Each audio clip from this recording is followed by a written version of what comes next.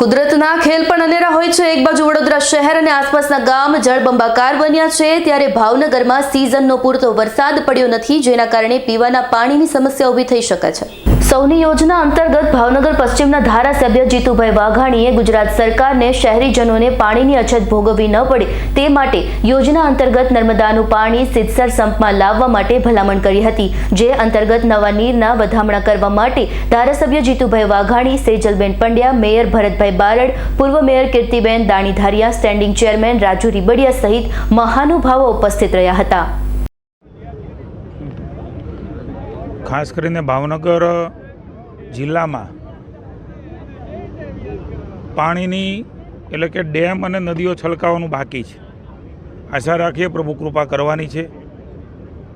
એ પરિસ્થિતિની અંદર આપણી પાસે જે સ્ત્રોત છે, આજે સૌની યોજના 142 કરોડ રૂપિયાના ખર્ચે આપણા મહારાજા સાહેબે બોર તળાવ ગૌરીશંકર લેક બનાવ્યો, ત્યાર પછી એ પાણીની લાઈન એ સૌની યોજના મારફત લાવવાનું માની જે તે વખતના મુખ્યમંત્રી આદરણીય વિજયભાઈ રૂપાણીએ એક ધારાસભ્ય તરીકે જવાબદારીના ભાગરૂપે મેં રજૂઆત કરી। અમારી ટીમ ભારતીય જનતા પાર્ટીની પણ લાગણીઓ હતી।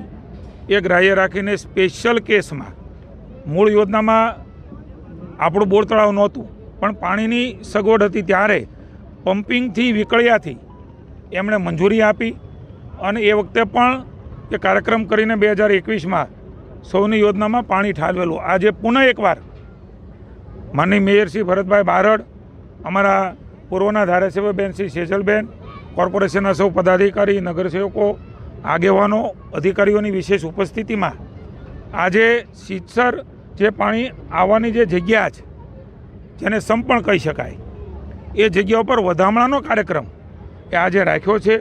આનંદ અને ખુશીની વાત છે કે ભાવનગરને ચોમાસાની અંદર પણ પાણી કાપ એ પીવાનો કદાચ ભોગવવો પડે જો આ પેરેલલ યોજના આપણે સૌની યોજનામાં પાણી ન લાવી શક્યા હોત તો। ગઈકાલે કમિશનર શ્રી, મેયરશ્રી સાથે વાત થઈ, એમણે પ્રપોઝલ કરી અને આજે જ રાબડિયા સેક્રેટરી છે એમની સાથે વાત કરી, મંત્રીશ્રી, મુખ્યમંત્રીશ્રીને ધ્યાનમાં રહીને ભાવનગરની પીવાનું પાણી મળી રહે એમના માટે સવારથી જ પમ્પિંગ શરૂ થયું અને સાંજે અત્યારે આપણે જોઈ રહ્યા છીએ કે 4:30-5 એ પાણી અહીંયા પહોંચી ગયું છે। મને આનંદ છે કે ભાવનગરની પીવાના પાણીની સમસ્યા હવે નહીં રહે। થોડી વાત આપના સમક્ષ હું મૂકવા માગું છું, જનતાને ધ્યાનમાં રહે એટલે આપણી બે મુખ્ય આપણા સ્ત્રોત છે, શેત્રુંજીથી 90 ml એટલે કે 88થી 90 mld એ ત્યાંથી મળી રહ્યું છે। પેરેલલ પાણીની લાઈન એ પણ રાજ્યની સરકારે નગીનભાઈ પછી પહેલીવાર નાખી એટલે આટલું મોટું પાણી લઈ શકીએ છીએ। મહી પરિયદની યોજના એમાં 70થી 72 mld એ આપણે લઈ શકીએ છીએ। પાણીની મર્યાદા 24 કલાક પમ્પિંગ ચાલે ત્યારે આ પાણી મળી રહ્યું છે।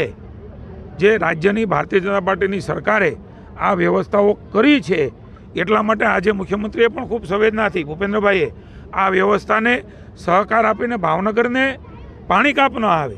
આપણી જરૂરિયાત 175થી 180 mld છે મેક્સિમમ। આપ સમજી શકો છો કે 20 mld એ બોર તળાવમાંથી લેવાઈ રહ્યું છે।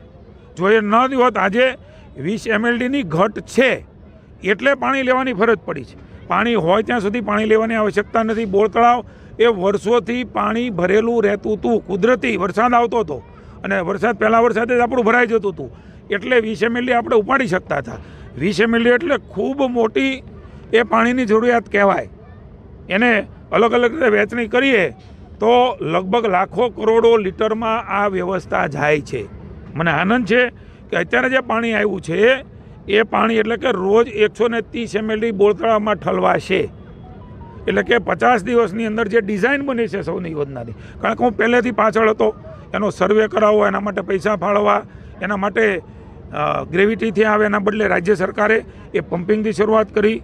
રોજનું 130 ml એટલે 50 દિવસની અંદર આપણા બોર તળાવમાં 36 ફૂટ પાણી એ સૌની યોજનાથી આવે એવી વ્યવસ્થા, એવી ડિઝાઇન એ બની છે। હું ભાવનગરવાસીઓને આશ્વસ્ત કરવા માગું છું, અમારી પાર્ટી વતી, અમારી સરકાર વતી, કોર્પોરેશન વતી, મેયરશ્રી વતી, મારા ધારાસભ્ય સેજલબેન વતી, કે પીવાના પાણીની તકલીફ એ આપણને નહીં પડે।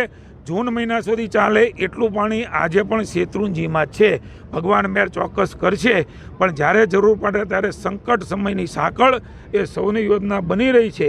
એ આપણા માધ્યમ દ્વારા સમગ્ર શહેરના લોકોને જણાવવા માગું છું અને અમને આનંદ છે. ઇરફાન સોલંકીનો રિપોર્ટ, S9 ન્યૂઝ, ભાવનગર.